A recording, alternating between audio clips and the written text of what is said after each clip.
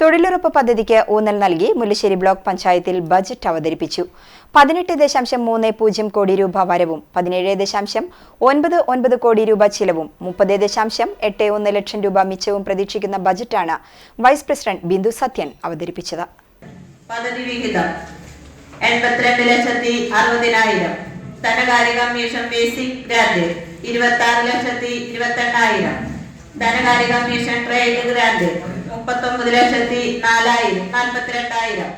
തൊഴിലുറപ്പ് പദ്ധതിക്ക് 11.5 കോടി രൂപയും ലൈഫ് പദ്ധതി പ്രകാരം സ്ഥലം വാങ്ങുന്നതിനും വീട് നിർമ്മിക്കുന്നതിനും 96 ലക്ഷവും ശാരീരിക മാനസിക വെല്ലുവിളികൾ നേരിടുന്ന കുട്ടികൾക്ക് സ്കോളർഷിപ്പിനായി 8 ലക്ഷവും വകയിരുത്തി.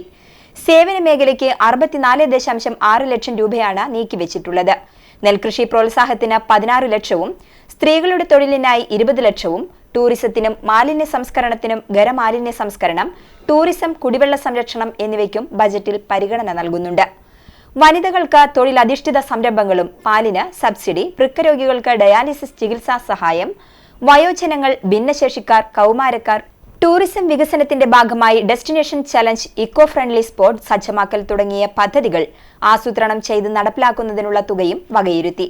ബ്ലോക്ക് പഞ്ചായത്ത് പ്രസിഡന്റ് ലതി വേണുഗോപാൽ അധ്യക്ഷത വഹിച്ചു. പഞ്ചായത്ത് പ്രസിഡന്റുമാരായ ചാന്ദിനി വേണു, ജിയോ ഫോക്സ്, ജനപ്രതിനിധികളായ E V. Prabeesh, Leena Sreekumar, Shaju Ambalathuveettil, O J. Shajan, Gracy Jacob, Mini Leo, panchayat secretary CM Aneesh എന്നിവർ സംസാരിച്ചു.